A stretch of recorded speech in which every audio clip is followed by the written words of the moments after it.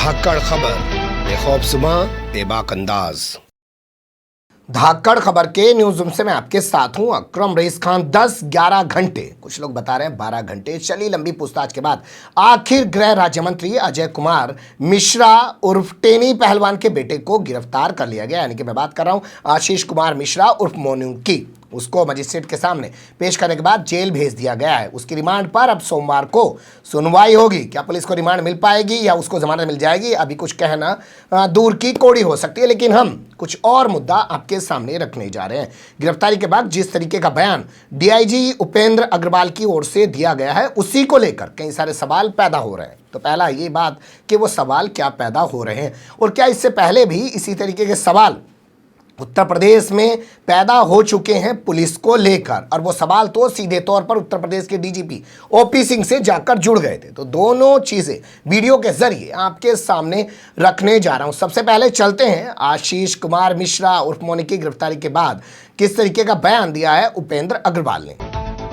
मुझे लगता है आपको उपेंद्र अग्रवाल का बयान सुनाया जाए उससे पहले आपको ये बताना ज्यादा बेहतर होगा कि उपेंद्र अग्रवाल हैं कौन। एक सीनियर आईपीएस हैं, वर्तमान समय में डीजीपी ऑफिस में तैनात हैं। वही 9 सदस्यों की जो एक एसआईटी बनाई गई है, स्पेशल इन्वेस्टिगेशन टीम, उसके हेड हैं वो सुब्रमण्य शर्मा है। तो गिरफ्तारी के बाद उन्होंने जो बयान दिया है, उनकी टोन सुन लीजिएगा और एक एक शब्द को थोड़ा ध्यान से सुनिएगा, फिर आपको काफी दिलचस्प चीजें आगे बताने की कोशिश करूंगा।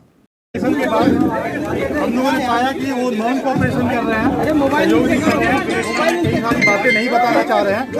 तो नॉन कॉपरेशन, इवेजिव रिप्लाई, इन सब ग्राउंड पे हम उनको कस्टडी में ले रहे हैं, अरेस्ट कर रहे हैं। ही प्रोड्यूस बिफोर कोर्ट, हम इसका सस्टेन कस्टोडियल इंट्रोगेशन आगे करेंगे।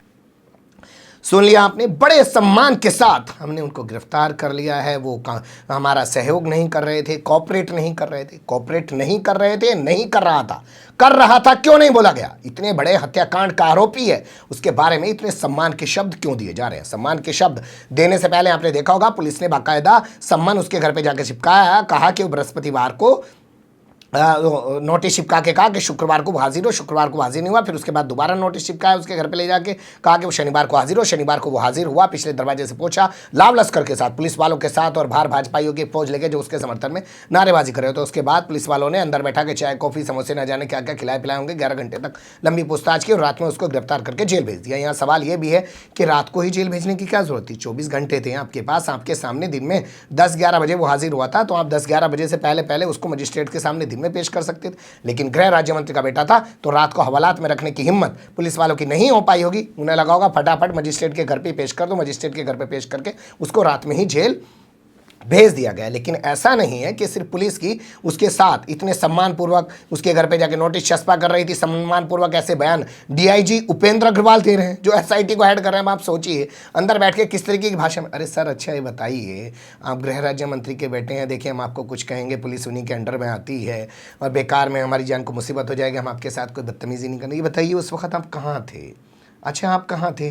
क्या कर रहे थे? आप गाड़ी में किस और बैठे थे? यहाँ पे जो आरोप लग रहा है, ऐसे प्यार से पूछताछ की गई होगी, ये साफ दिख रहा है। वैसे चरित्र सिर्फ पुलिस का ही नहीं है, मीडिया का भी आशीष कुमार मिश्रा उर्फ मोनू के मामले में सीधे तौर पे नजर आया। मीडिया वाले भी कह रहे हैं कि आशीष कुमार मिश्रा उर्फ मोनू गिरफ्तार कर लिए गए, उनको जेल भेज दिया गया बड़े सम्मान के साथ। वरना आप याद कीजिए वो दौर जब मौलाना साद का नाम उभर के आया था मरकज वाले मामले में कि उन्होंने वहां लोगों को इकट्ठा करके कोरोना फैला दिया, तो किस तरीके की भाषा का प्रयोग किया जाता। कहाँ गया मौलाना, कहाँ गया मौलाना साद? इस तरीके का मामला आप देखिए, मौलाना कलीम सिद्दीकी, मौलाना उमर गौतम और तमाम लोगों की जो गिरफ्तारी हुई जिन पे धर्मांतरण का आरोप लग रहा है, और आदित्यनाथ योगी कह रहे हैं कि आरोप लगने पर ही कोई गिरफ्तार नहीं कर लेना चाहिए, सबूत में मिलना चाहिए।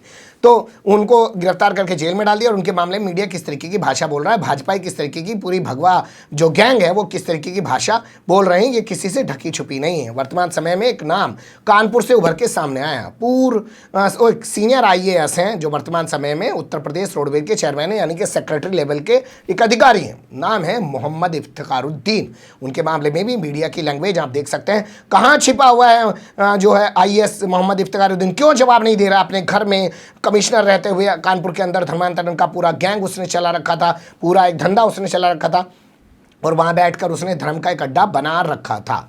एक सीनियर IAS के बारे में। और यहाँ जो एक कुछ भी नहीं है, सिर्फ एक गृह राज्य मंत्री का बेटा है, उसका नाम आशीष कुमार मिश्रा उर्फ मोनू है, उसके बारे में मीडिया और पुलिस इस तरीके की भाषा का प्रयोग कर रहे हैं। लेकिन क्या ऐसा पहली बार बीजेपी के राज में, या यूं कहें आदित्यनाथ योगी के राज में, पुलिस वाले करते हुए दिखाई दे रहे हैं? ना जी, आपके सामने एक पुरानी तस्वीर रख देता हूं।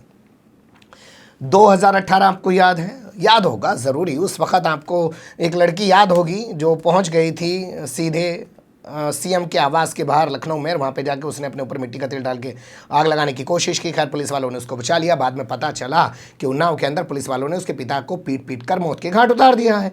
और बीजेपी का जो विधायक है बांगर मऊ से, जिसका नाम है कुलदीप सिंह सेंगर, उसने अपने भाई और तमाम साथियों के साथ मिलकर इस लड़की का गैंगरेप किया है। मामला उछला और इस मामले में प्रेस कॉन्फ्रेंस करने के लिए सामने आ गए कौन से? OP सिंह, DGP थे।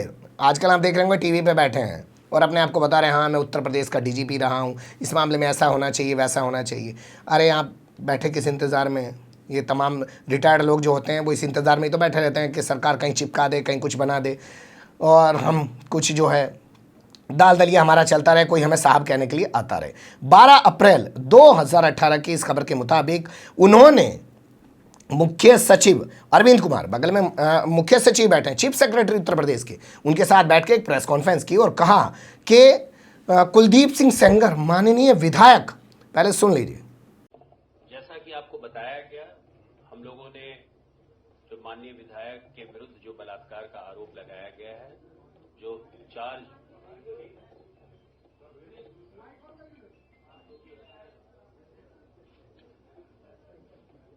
एक्यूज को भी सम्मान अगर दे रहे हैं आप विधायक होने के कारण, तो मैं समझता हूं कि कोई नहीं, अभी दोषी नहीं करार किए गए हैं। वो एक आरोप लगा है और उस आरोप की जांच, उसकी विवेचना हमने CBI को दे दिया है और CBI अब उसको गुण दोष के आधार पर निर्णय लेगी कि उनको गिरफ्तार करना है या नहीं करना है।